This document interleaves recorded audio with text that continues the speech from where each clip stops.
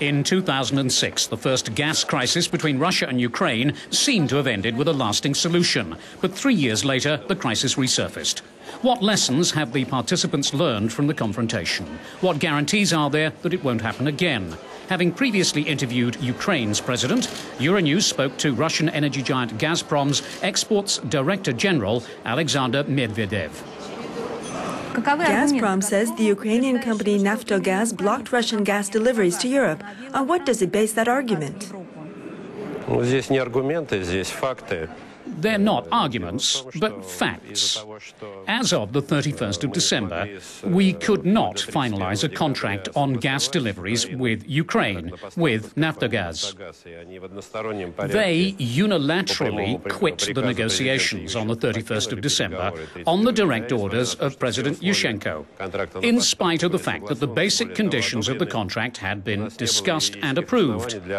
But nevertheless, from the 1st of January, Gazprom fed gas that was destined for European consumers into the Ukrainian gas system.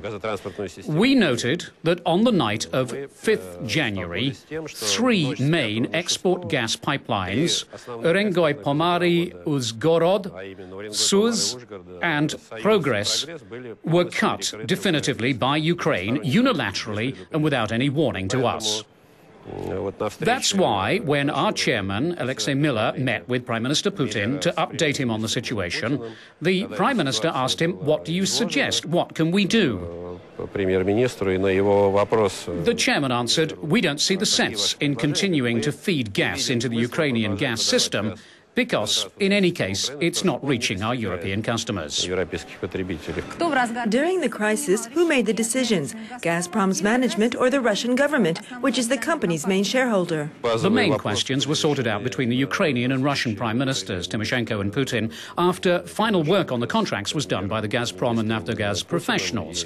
I'm not a politician, and it's not entirely appropriate for me to comment on President Yushchenko's declarations, but I have to comment on an obvious falsehood that this contract is economically disadvantageous to Ukraine. And it was even more amazing to hear it said that the basic price is $450 and that price doesn't exist in Europe. Most of our European partners are paying in the first quarter definitely more than $450, never mind Ukraine's special price, $360. What were Gazprom's losses during the crisis in January, and who has to cover those losses?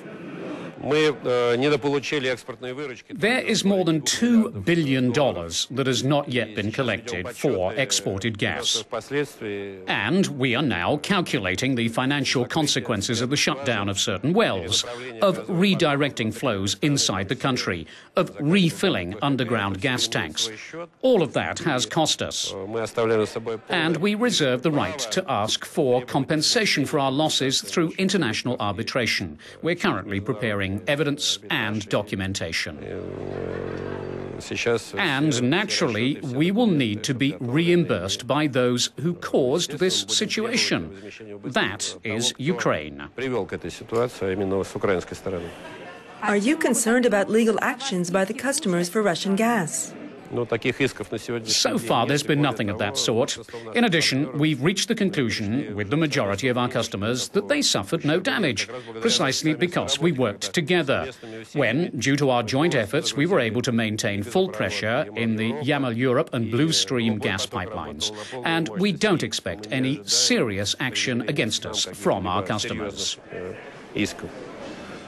During the crisis, the European Union said Russia can't be considered a reliable supplier anymore. What is Gazprom going to do to counter that view? These declarations seem enigmatic to us. We greatly value our reputation. For more than 40 years, we've provided gas to Europe, and we have everything necessary to ensure that the 21st century is the century of natural gas. And we will fulfill our obligations, which is why these declarations are baseless. We did everything necessary to ensure that this crisis didn't blow up, and then to overcome it. But the positive outcome is that it created a more reliable delivery system, because we have signed 2 long-term transit and delivery contracts for a period of 11 years each. What guarantees are there this crisis won't be repeated? The guarantee is the contracts signed by Ukraine. We hope that despite their making lots of noises about questioning these contracts, actually there are no reasons for Ukraine to be dissatisfied with them. Moreover, Russia has put forward initiatives which Gazprom supports to create international mechanisms aimed at averting and overcoming such risks. It's not just about political quarrels, which was what caused the crisis in January 2009, but there can also be technical, human errors or natural events that put supplies at risk. And don't forget the possibility of terrorist attacks. All the more so as, unfortunately, the European Energy Charter has proved to be ineffective. And in spite of the fact that Ukraine has signed and ratified this charter, it has failed in its obligations within the framework of the Energy Charter.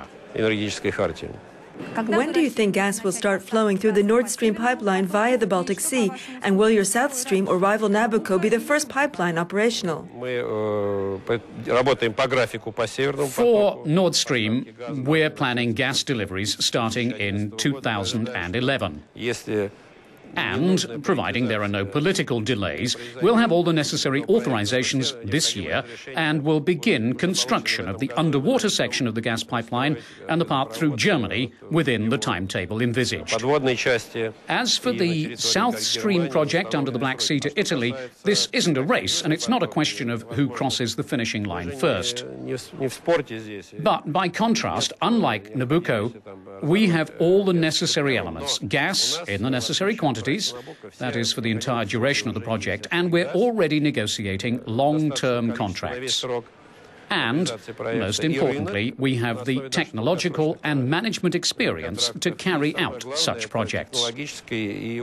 For that reason, I want to wish the shareholders of Nabucco good luck, but we will follow our own path. Спасибо большое за ваше интервью.